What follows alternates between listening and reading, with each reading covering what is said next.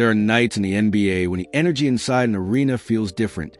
Thicker, louder, almost electric.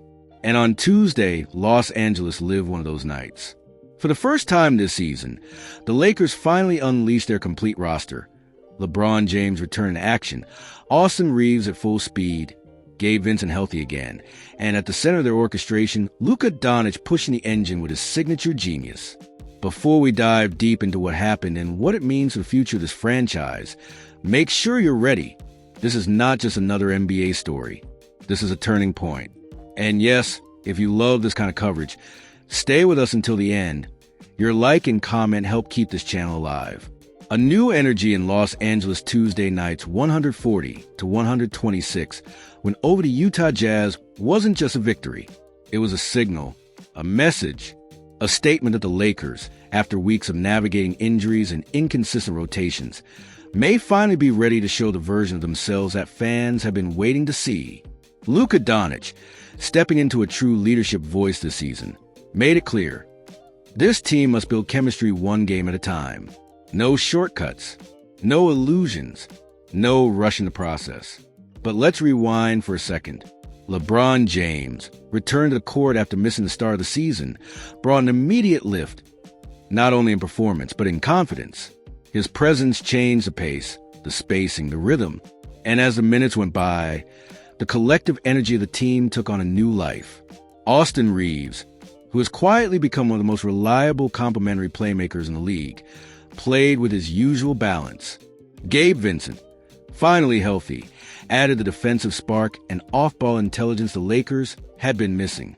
For the first time this year, the puzzle pieces were all there, and they fit.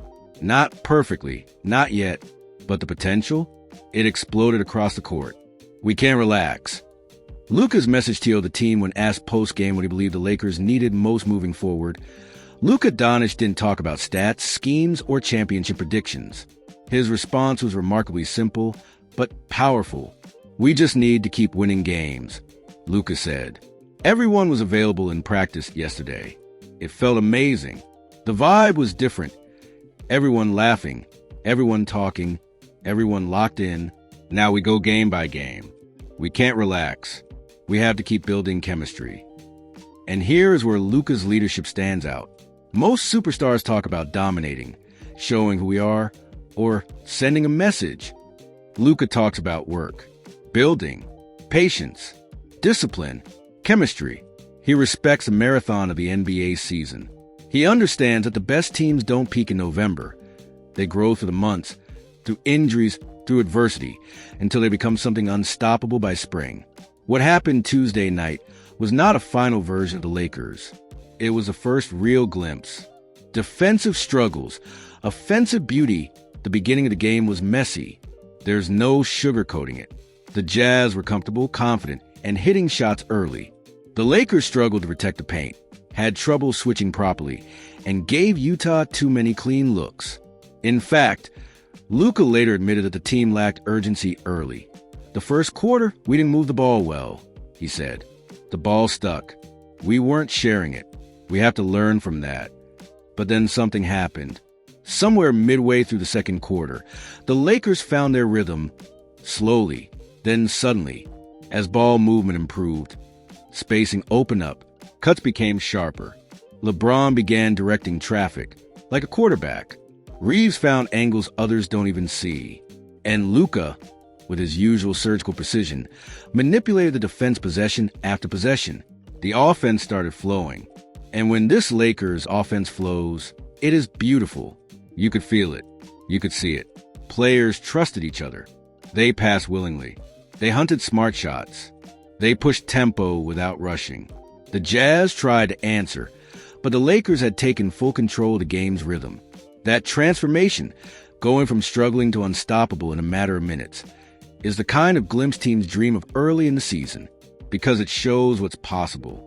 The trio of playmakers the NBA wasn't ready for. Luka said something after the game that deserves to be highlighted. "It's a skill thing. AR, LeBron, and I, we're all playmakers. We all can find open guys. This is important. Most teams have one elite facilitator. The Lakers now have three. And not three who play the same style. Three who complement each other differently. LeBron, the mastermind of pace and timing. No one manipulates a defense with patience like him. Luka, the unpredictable creator.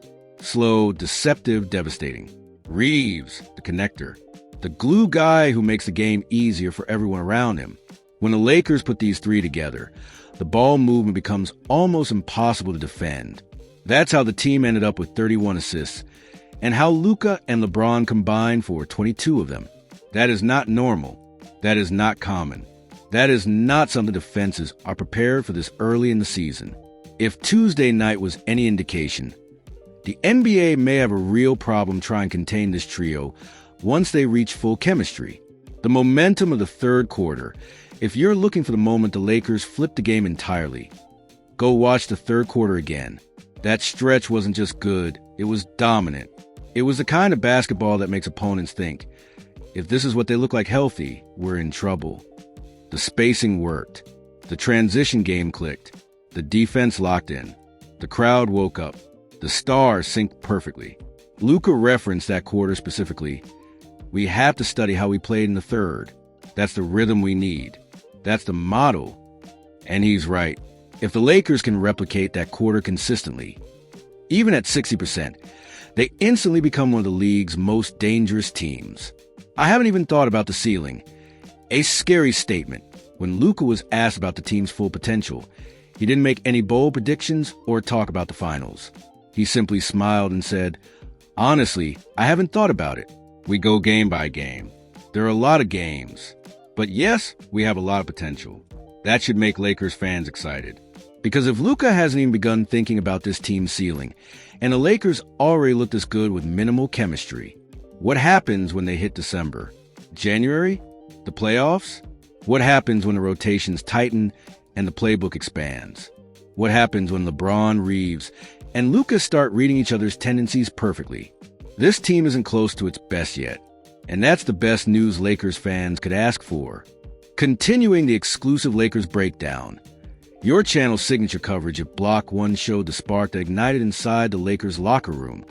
Block 2 dives into the deeper layers, the emotional, tactical, psychological, and strategic dimensions that explain why this moment may be the beginning of something far greater than a single regular season win. Because while the scoreboard told one story, everything happening underneath the surface told another. And that's where this team's future is being built. The return of full health.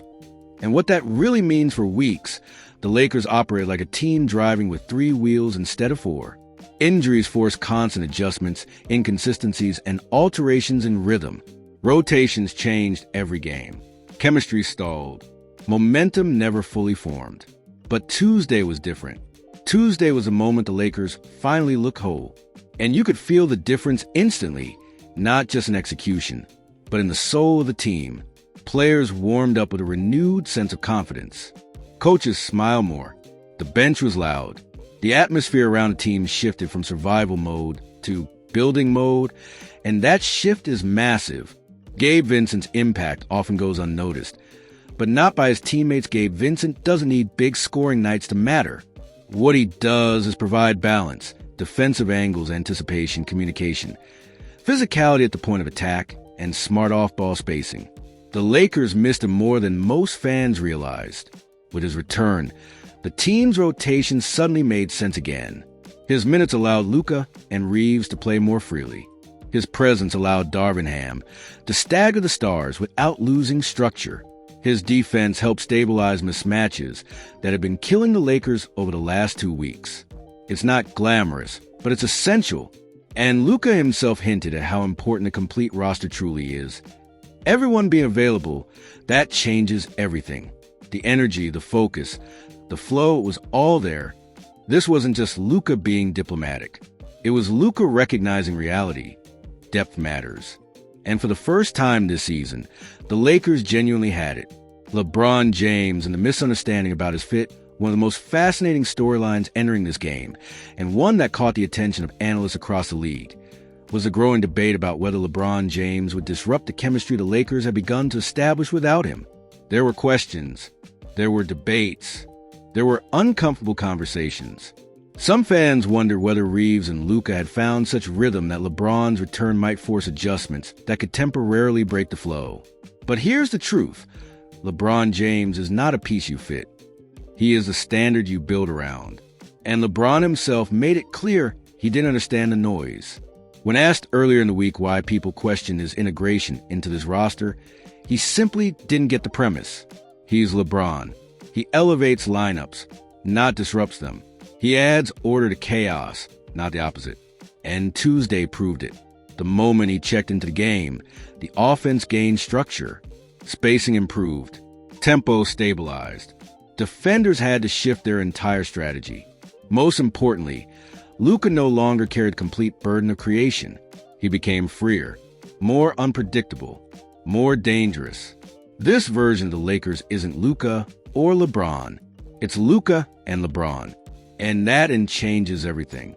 The mentality shift with Luka as a vocal leader in previous seasons. The weight of leadership naturally fell on LeBron's shoulders. But this season is different. This season has Luka Doncic speaking with a tone that's new, more mature, more demanding, more intentional. This team needed that. Because LeBron, at this stage of his career, leads strategically. He leads through presence, example, and execution. He is the anchor. Luka leads emotionally. He speaks. He challenges. He drives intensity in practice. He pushes teammates verbally. This creates a dual leadership dynamic the Lakers have not had in years. There's LeBron, the timeless general, and Luka, the fiery conductor. Different energies, same mission. The combination of the two gives the Lakers a depth of leadership unique in the NBA. The offensive evolution, a system built for playmakers. There's something happening tactically within the Lakers' offense right now that deserves attention. The team is subtly shifting from a LeBron-led system to a creator-led ecosystem. What does that mean? It means no single player dictates the offense. Plays flow through whoever has the best advantage. 3 creators share responsibilities, reads, and momentum. Opponents can't key in on one initiator. Ball movement becomes a core identity. This is a kind of offense that maximizes Luka. It maximizes LeBron. It allows Reeves to thrive. It creates opportunities for role players to feast on easy looks. And perhaps most importantly, it prevents burnout. For years, the Lakers relied on LeBron to carry the offense. That era is over. Now the Lakers have 3 initiators who can each generate 8 to 10 assists on any given night. And that changes the geometry of the court. Spacing improves. Weak side actions open up. Transition becomes deadlier. Pick and roll options multiply. This is not the Lakers' offense of 2020. It is more fluid, more modern, more dynamic, more Luka-oriented. And LeBron? He fits into it effortlessly because of his unmatched basketball IQ. This is what made Luka say, "We can find open guys." That's what we did in the second half. The second half transformation. Why it matters, let's break down the second half. Because it wasn't just good, it was blueprint-level basketball. 1. The Lakers stopped overthinking. The ball started moving without hesitation. Cuts became sharper, finishing angles became cleaner, and spacing hit its ideal form. 2. Luka controlled tempo like a chess master. He manipulated pick and rolls. He forced the Jazz to switch, then punished mismatches. He slowed down, sped up, froze defenders, and bent the game around him. 3. LeBron played the perfect complementary superstar role. He didn't force possessions. Instead, he balanced the floor. He attacked only when the defense gave him openings, making his drives more efficient and deadly. 4. Reeves played connector basketball. Every time the offense hesitated, he restored flow. Every time a possession got sticky, he broke it loose. Every time the Jazz collapsed, he made the extra pass. 5. Bench players contributed with calm and clarity. Healthy rotations finally made sense. No one was forced into unnatural roles. Minutes were logical, defined, and fluid. The result? A third quarter that looked like a playoff team in mid-season form. And when Luka said, "We need to study the third quarter," he wasn't exaggerating. That quarter was the closest thing to their true identity so far. A team with untapped potential. And they know every great NBA team has a moment when they realize who they could become. It's not a championship. It's not a big win against a rival. It's a glimpse, a stretch of play, a 10-minute explosion, a quarter where everything clicks. For the Warriors, it happened in 2014 when the ball movement reached perfection. For the Bucks, it came when Giannis dominated both ends without hesitation. For the Nuggets, it happened when Jokic and Murray clicked into complete harmony. For the Lakers, it may have happened Tuesday night. That third quarter, that offensive freedom, that chemistry, that synergy, that confidence. And Luka summed it up perfectly. We have a lot of potential. He didn't say they reached it. He didn't say they're close. He didn't say this is their peak. He said they have it, which means the future hasn't been written yet. The ceiling remains unknown. And that makes this moment even more exciting. The importance of going game by game, Luka repeated it multiple times. LeBron echoed it. Coaches emphasized it. This team cannot jump steps. They cannot chase April and November. They cannot look ahead to playoff matchups. They cannot fast-forward chemistry. This Lakers team is built to grow, not rush. And Luka's message after the game was a reminder that there are a lot of games. We go game by game. That's not cliche. That's discipline. That's maturity. That's how champions are built. The Lakers aren't trying to become the best version of themselves this week. They're trying to build habits that will make them dangerous when it matters. A new sense of balance on the court. The presence of three playmakers also gives the Lakers something they haven't had in years: balance. If Luka slows the game, LeBron speeds it up. If LeBron attacks the rim, Reeves stabilizes spacing. If Reeves runs a secondary action, Luka repositions to punish mismatches. This dynamic prevents stagnation. It prevents predictability. It prevents defensive collapses. And it allows the Lakers to control how the game is played. Fast or slow, inside or outside, physical or technical, methodical or explosive. Few teams in the NBA can shift styles as easily as the Lakers did Tuesday night. This versatility will matter enormously in the playoffs.